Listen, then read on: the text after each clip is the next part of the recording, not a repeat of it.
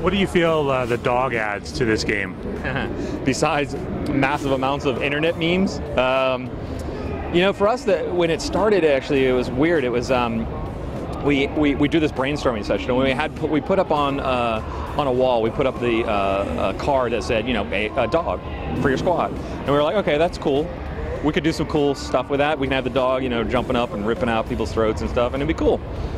And then we brought in a Navy SEAL and his service dog, and got to talk to him about, you know, how the dog is trained, how he's used in combat, how he's used in the field, what he means to the squad, and the stuff he told us.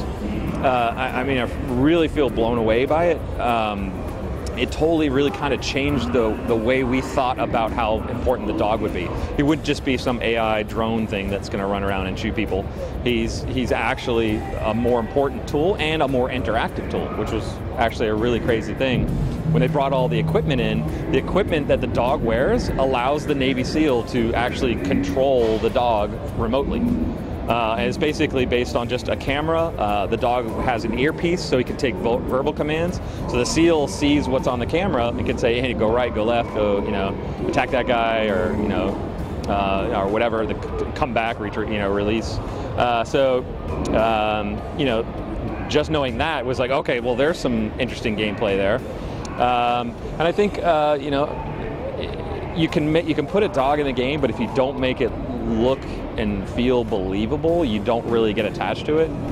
And so I think we put a lot of effort this time too, you know, a lot of mocap time, which was very interesting, you know, a lot of effort into it to make him feel like a real dog. And if you look in some of the trailers, I mean, you see there's a point where a guy comes over to the dog and he's like petting his ears, and and the dog's reacting as if he was getting pet, you know, and it looks more real, I think, than, you know, I expected, and it really adds to that you care about him kind of experience.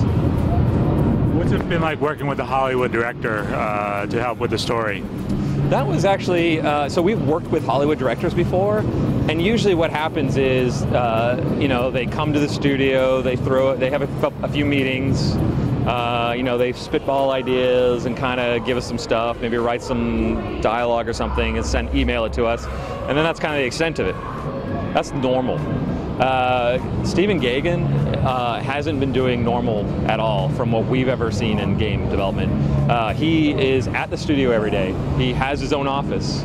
He's involved not just with writing, but within helping the designers to craft the story and the experience. So he's also, you know, he's a director as well as a writer, and so he understands scene and he understands, you know, composition of scene, and so he's been heavily involved with the designers to just help craft the whole thing, not just, you know, dialogue, let's say. So it's been actually an amazing experience. You know, it's funny, you go there at late at night, everybody's grabbing dinner or something, he's there afterwards, he's playing ping pong with a team, you know, he's kind of a team member now. So last thing I want to ask you is what do you feel will define next generation gaming? Ooh, that's a tough one. Next generation gaming as a whole. That's going to be an interesting one. I think there's a lot more open opportunity there than I think people realize. And the reason I say this is, if you look at current gen, you look how hard current gen was to code for and to program and to make games for, especially in the beginning, it meant small studios wouldn't have that opportunity to really develop for console because that barrier to entry was a little too high. It required, you know, a bit more resources, or, you know, just a different kind of approach than a small developer could handle.